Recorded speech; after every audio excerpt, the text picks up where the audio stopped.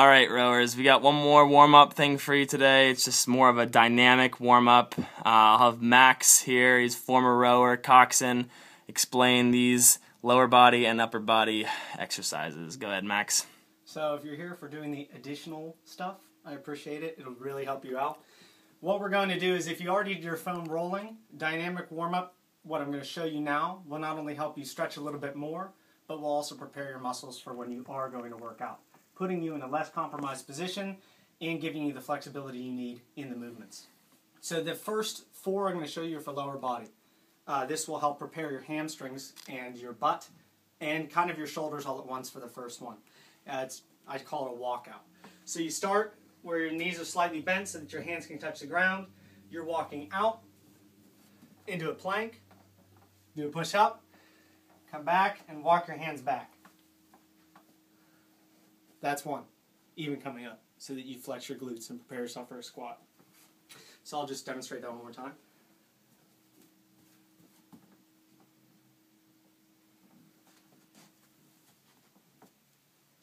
Okay, second is going to be your moving twists.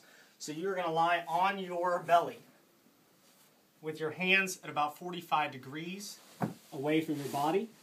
You're going to take one leg and twist to the opposing hand.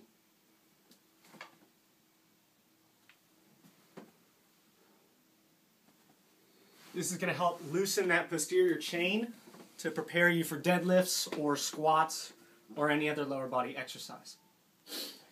Two more that I have are to do a lunge sequence, so you can lunge forward, stretch into the lunge, into a hamstring stretch, so that you're preparing your hip flexors and your hamstrings.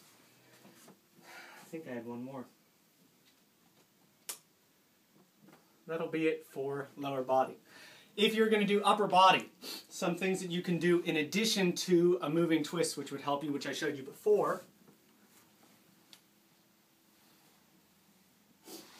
Another one that will help you is some shoulder mobility. If you start on your back with your hands in goalpost position, your feet flat on the floor, you take one knee to midline, this knee remains straight, the same side hand reaches, opening the side body here into the hip flexor. You rotate back and forth and flex the lower back. One more that really helps if you have some shoulder pain. I know this helped for Kruger. You can have your feet flat on the floor, or you can just have them down. Put one hand on your chest, turn it up towards the ceiling like you're trying to hold a tray, and move your arm over, pulling the shoulder across towards the midline, keeping this thumb pointed upward.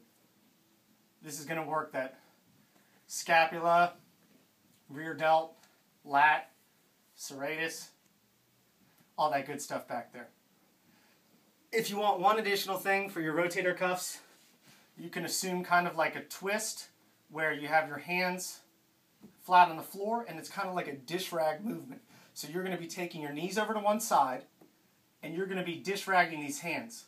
I'm going to be pulling one this way and the other the opposite way. So the hand will come over your thumb opposite the legs. The other hand will go down, rotating over the pinky.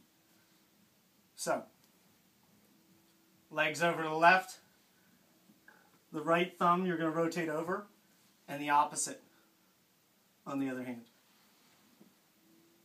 That's only if you have some rotator cuff pain. So if you do these before you work out, you'll feel much better and more prepared to lift.